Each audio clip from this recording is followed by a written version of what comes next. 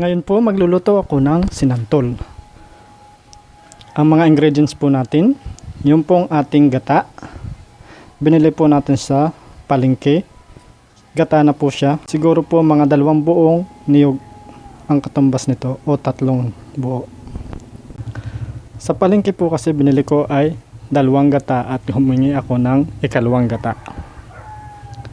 Meron din po tayong tanglad, 1 piraso, salt, ginger o luya, garlic, red bell pepper, at yung pong ating hipon. Ilalahok po natin ay hipon. At yung pong ating santol, siguro po mga 20 o 30 piraso ito. After po nating kayo rin, nilagyan po ng asin para hindi mangitim.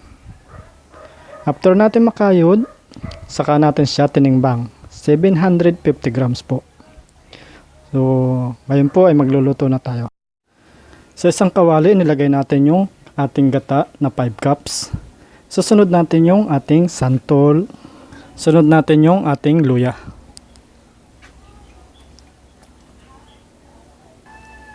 Bawang. Yung ating tanglad. Siguraduhin po nating hinugasan yung ating mga ingredients bago natin ilagay o bago hiwain. Salt. Hintayin lang natin kumulo at ilalagay naman natin yung hipon. So ang pagluluto po nitong sinantol ay huwag nyo po siyang masyadong hahaluin. Hahaluin nyo lang po yung bandang ilalim kasi baka po masunog. Ayan, kumukulo na, ilalagay na natin yung ating hipon.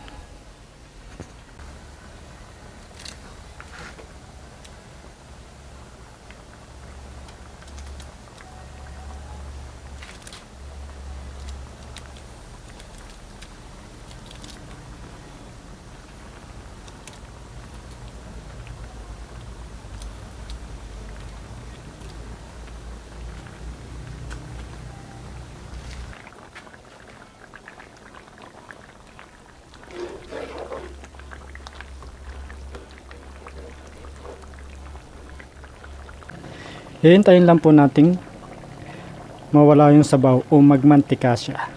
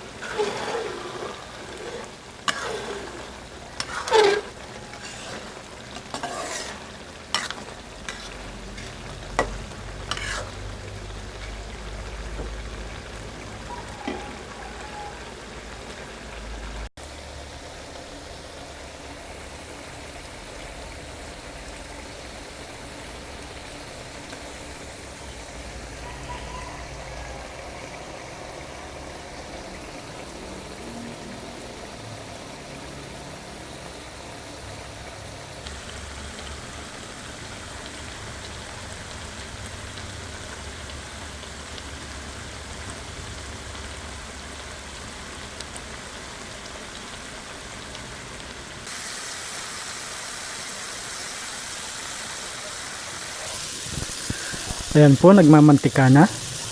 Iinin na lang natin siya ng ilang minuto.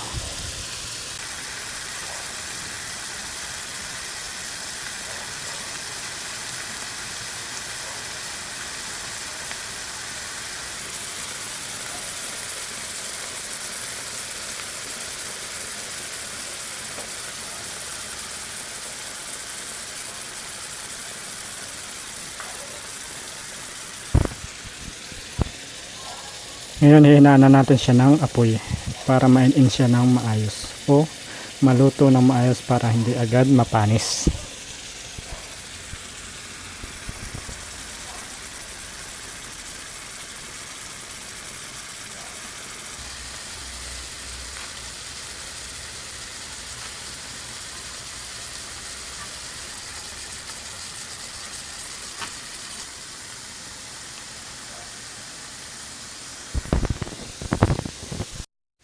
Luto na po ang ating sinantol. Ililipat na natin siya sa serving plate. Ready to serve na po ang ating sinantol. Maraming salamat!